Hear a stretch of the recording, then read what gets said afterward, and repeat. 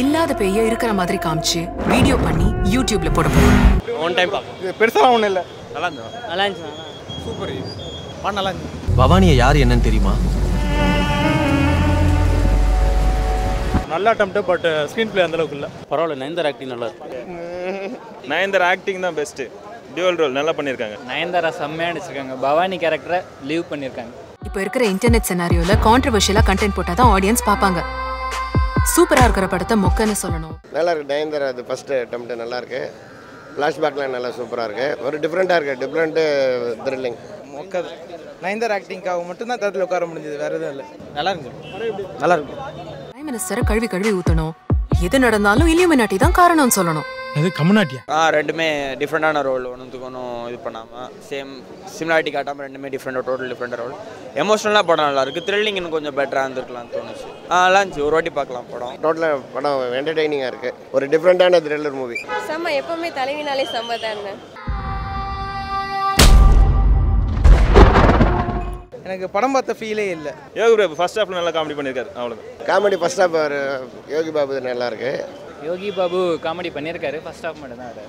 நாட்டில் எம்பிட்டு பிரச்சனை இருக்கு.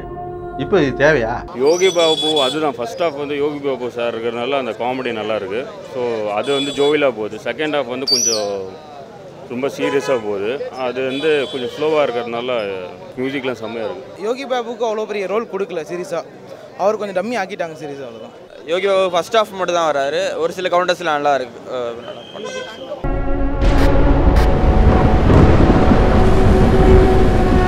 ஃபர்ஸ்ட் ஹாஃப் ரொம்ப ஜோவிலாக இருக்குது. செகண்ட் ஹாஃப் வந்து கொஞ்சம் ஸ்லோ. ஆனால் நம்மளை வந்து சீட்லேயே உட்கார வைக்கும்.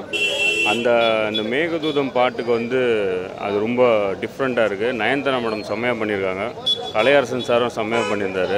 நயன்தாரா மேடம் வந்து அந்த பவானி கேரக்டர் மட்டும் அதில் நம்ம வேறு எதுவுமே பண்ண முடியாது. சூப்பராக பண்ணியிருந்தாங்க. ஓவராலாக படம் சூப்பராக இருக்குது.